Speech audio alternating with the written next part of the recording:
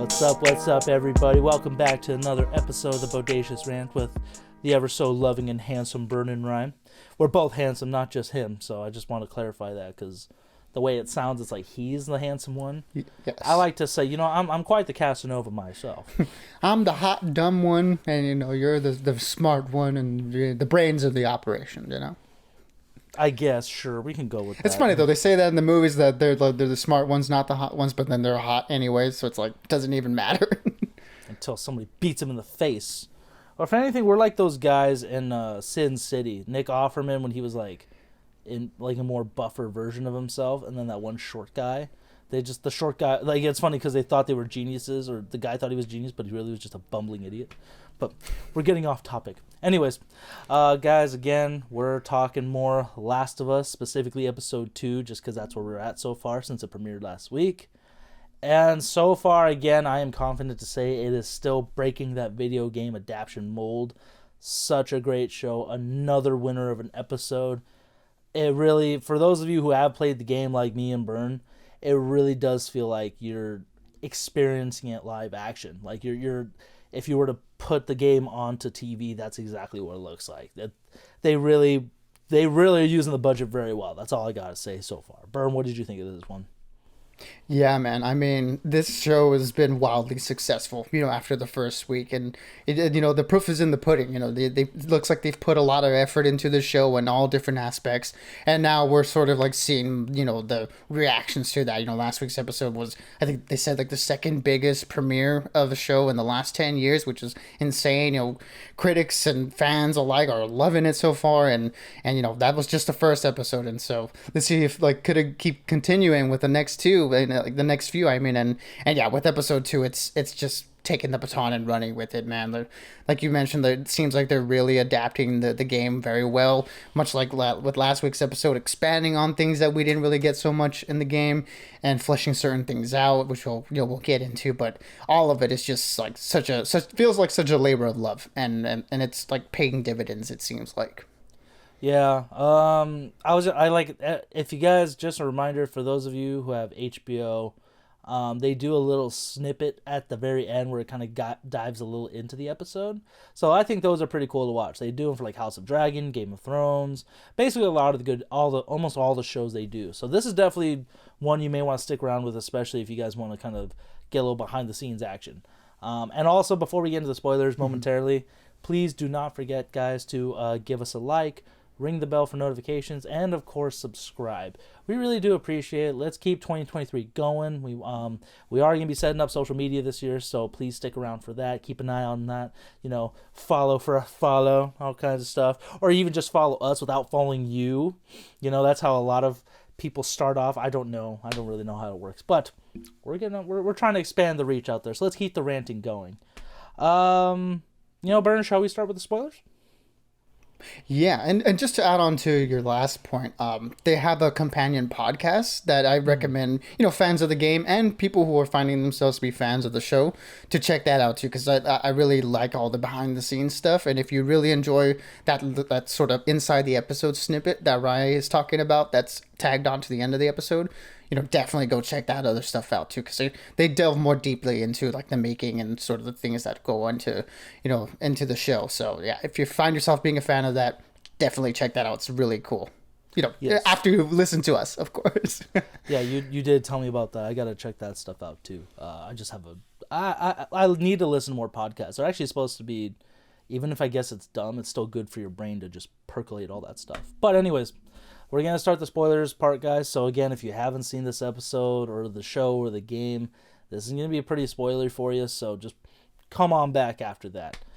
But I will say this. Now we're in the spoilers. That intro was another great one. We had John Hannah in the last one talking about fungus and how there is no cure or vaccine for being infected by it, or how it spreads through animals and stuff. There's no real way to get rid of it without completely destroying it, kind of thing.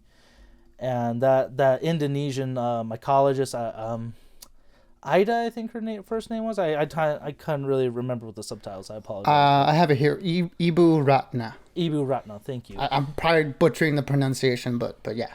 We both are, I'm sure. So I apologize for anyone who, is Indonesian or anything like that. So I'm horrible with that. But that was I love what this show has done so far, expanding on the idea of it. Just because when it comes to video games, they're so simplistic in the stories and stuff. Like how, like, again, for instance, like the spores, how they're in like each part of the levels or like the places we're at, locations, and they don't really span out.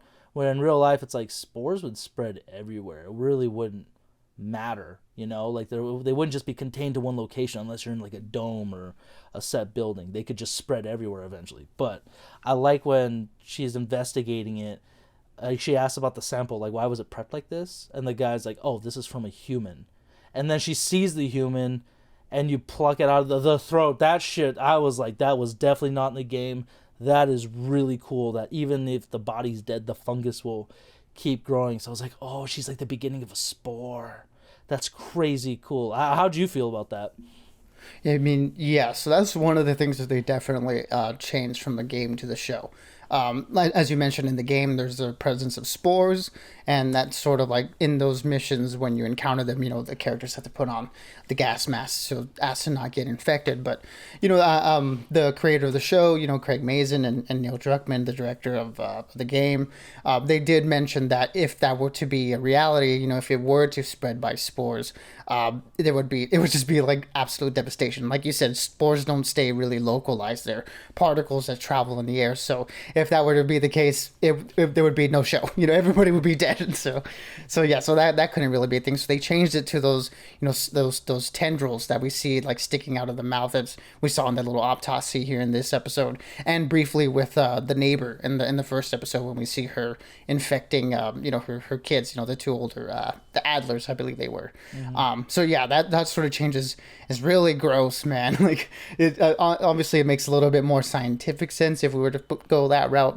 but yeah, it's pretty disgusting, and I think it does a good thing of differentiating these infected from sort of your standard zombies, where they just bite someone and pass the infection through like blood and saliva and stuff. Here it's more organic and like tendril like, and it's a little bit more gross and disgusting, and sets it apart just so it's not a zombie, it's an infected. It does a little bit of a better job of differentiating the two. Yeah, and I like the idea that if the spore, like the tendrils, like the little vines and stuff, or like the weeds, if from the fungus, if they were alive and more organic, if you stepped on it or killed a clicker near it or something like that, basically in that area, it triggers a response from all the hordes of clickers everywhere. I thought that was a really cool idea. And it was, again, just another great details, like, again, not in the game, but such a great improvement on that, I think. And that's very difficult to do, because the game is damn near perfect already.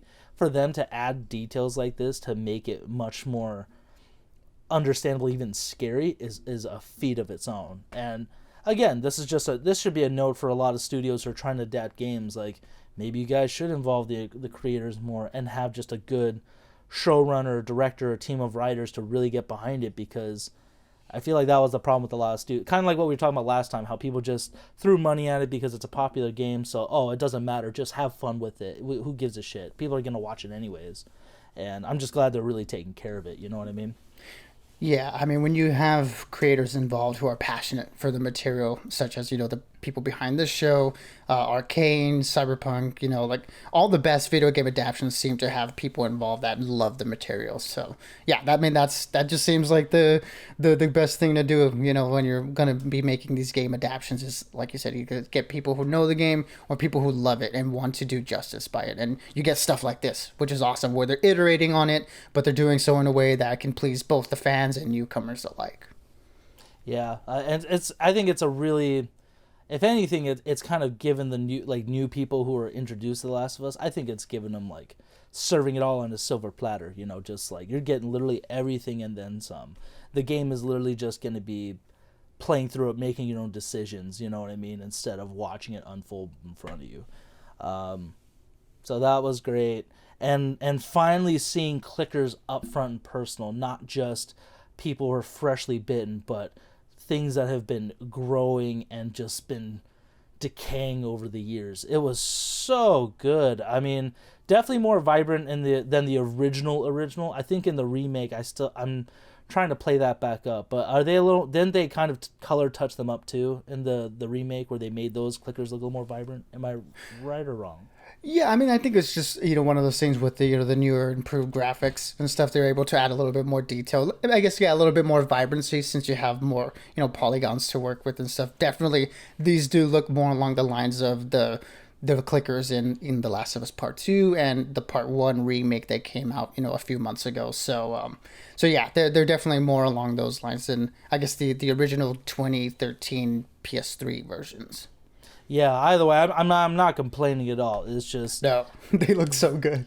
oh man, it was such a great scene. Again, I didn't think I was gonna get into it as much. I'm like, oh, I was just like, okay, this is cool. No, this episode did such a great job. Like when you see the whole group of just dormant clickers, like people were kind of freshly bitten, kind of moving along like they would like a giant thing of plants, and they're like, no, we got to go through the museum. And when they see it, just how serious it got when Joel's like, we got to be silent, not quiet, silent, don't ask questions, just do it. Like you got the gravity, like they're not fucking around, especially that in the beginning when they're talking to Ellie and kind of getting to know her, like figuring out why she's so important.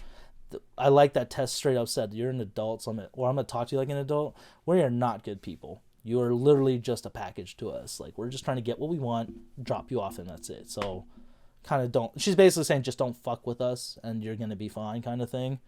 But I like throughout the episode we saw a more humane side of Tess, like because the last episode and even in the game I don't remember in the game. I'm not gonna speak to that too much because I haven't played in years, so I got to replay. I'm in the process of replaying it, but I just remember like last episode she was a very cold person, kind of like Joel, almost like she has no real attachments to everything.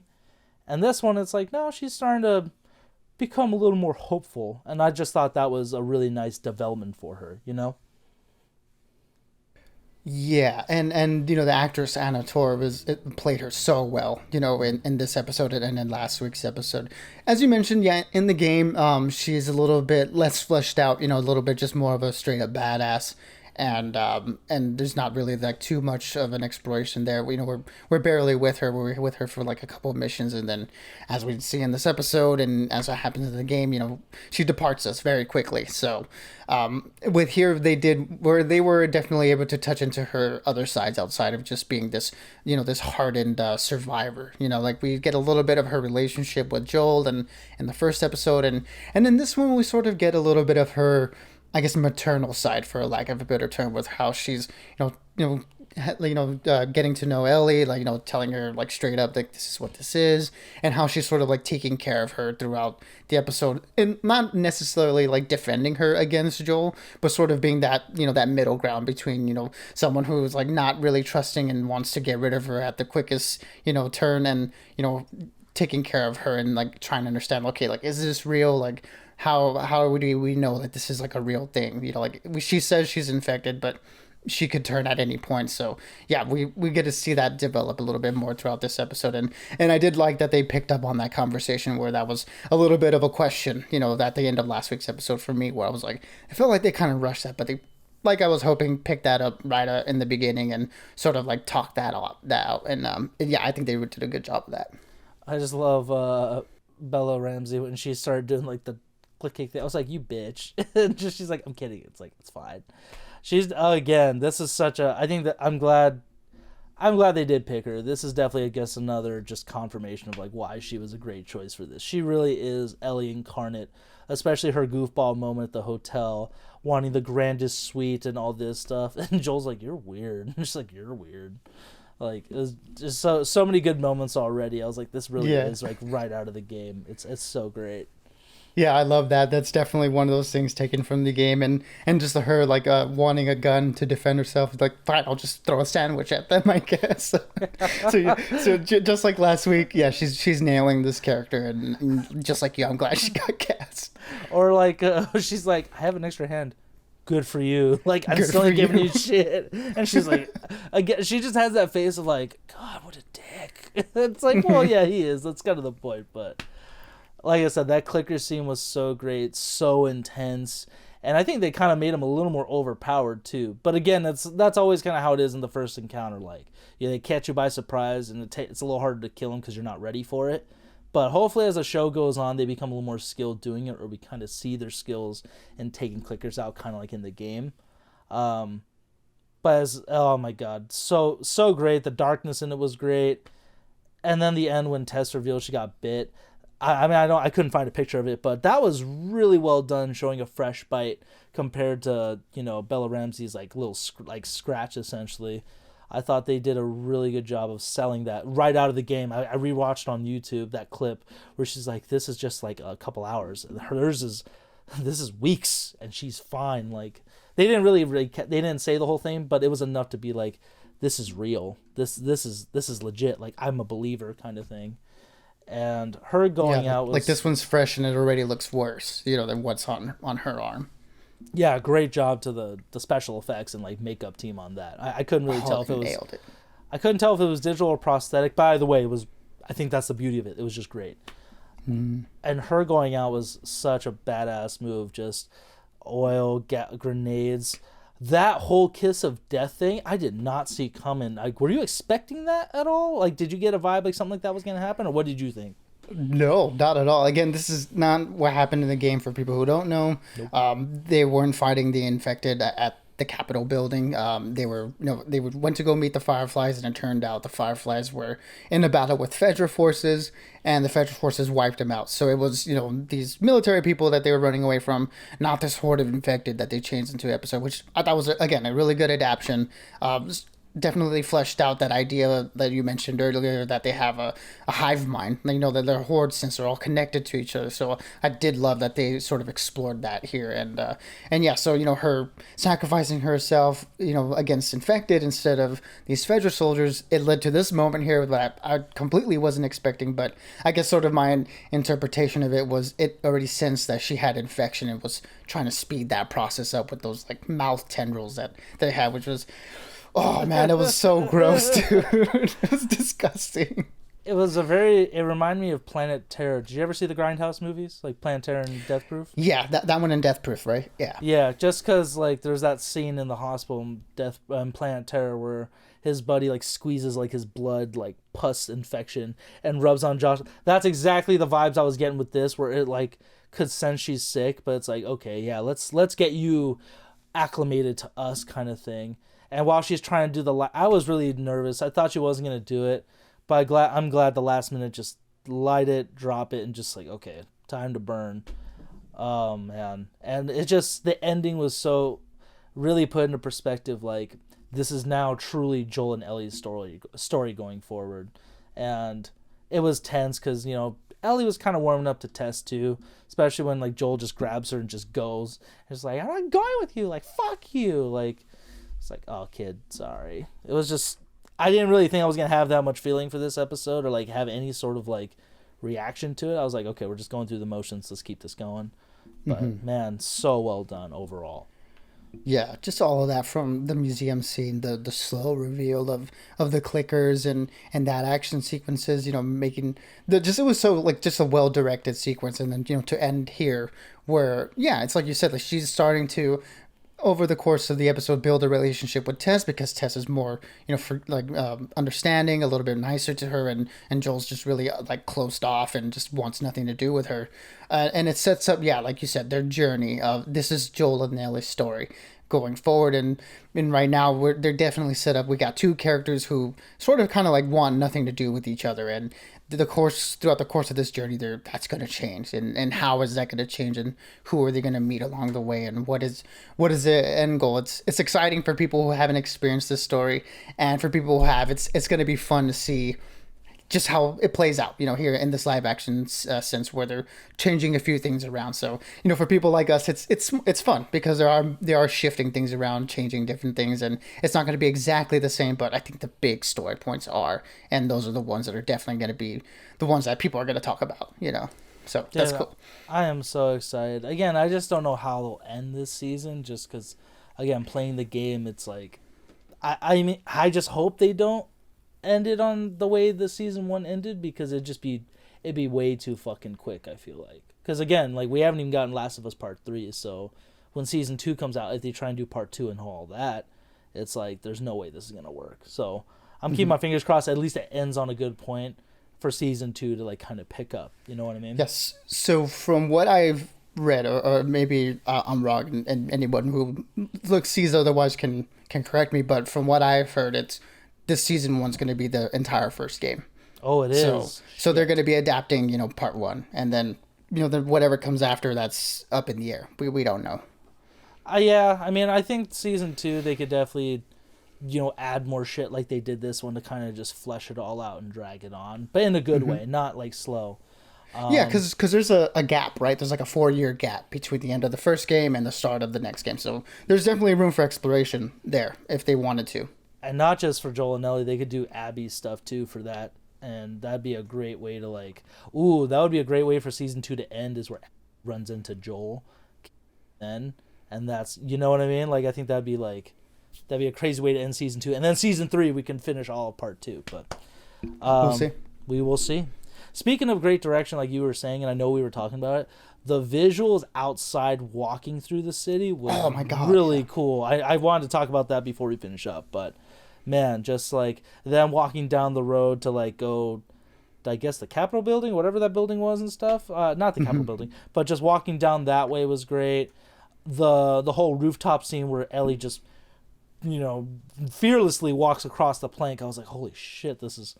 Oh, it gave my vertigo, but it was so great. And again, it just added on to Ellie, like fleshing out Ellie from the game, where she's just kind of, not only is she a goofball, but she is pretty fearless. Like she does get scared here and there, but for shit like that, she's normal, completely at ease. And it was so cool. Like beautifully done. Like the CGI or whatever they do, the green screen stuff, beautiful. Just everything great. Yeah, just seeing the exterior of that bombed out Boston, and the buildings toppled over on each other and the overgrowth. Yeah, they completely nailed it, man. I was texting you as I was watching the episode, being like, oh my god, like the set designers and everybody obviously created in the creative side involved, just absolutely nailed it here, in adapting it from the game to the real life. And it looked real, there was no point where I was looking at it and being like, oh, that looks CG, or that just looks like fake. Like, no, it looks like they're walking around. And I was like, did they just find like an abandoned city, that was got like overgrown somewhere and filmed there? Like it definitely could have been that way. They filmed in a part of Detroit, from what I've heard. I'm just kidding. I know that's fucked up. I'm kidding for those who watch this. If you're from Michigan, I'm totally kidding. But they probably understand, though. Maybe they do. If someone said that about LA, I'm like, no, I'm pretty sure there's a part in LA that you could film some of this and it'll look perfectly fine. But yeah, it was so great. I can't wait for episode 3, where we're gonna see Nick Offerman playing Bill, who's the crazy nut job in the game, the survivalist. And that was a great part of the game too, just going through all the traps and seeing all drawing the clickers in the traps. I remember I tried doing that. I was like, hey buddy, I'm over here. And just it's a trip, kind of like we play a game, just Burn, there's no one around me, come get me. I swear you're fine. Just my little laugh, just yeah, it's fine. Or when you tell me speed and aggression, I just get jacked up from it. I hate when you say it. I still don't like it to this day, but oh man. Anyways, guys, for those of you who saw the episode, did you love it as much as we did? What else are you hoping to see this season? Or what do you guys want for them to expand on from the game? We would love to know. Let us know in the comments. Of course, stay tuned for next week's episode. The movie season is coming soon, is starting to roll out, guys. So keep an eye out for reviews. We already got our tickets for Ant-Man and the Wasp: Quantumania, and man, it's a stacked year as well. I think just as stacked as 2021. Last year was kind of okay, movies wise. Looking back, like there were some great movies. Good. Yeah, last year was great, but I don't feel like it was as stacked as the year before. I feel like because a lot of things got pushed back then, and I don't remember, but. This year we're expecting a lot of good stuff, so stay tuned for all those. And of course, from both of us, keep on ranting and keep on staying bodacious, please. Exactly, everybody. Be good, be safe, and as always, we'll catch you on the next one.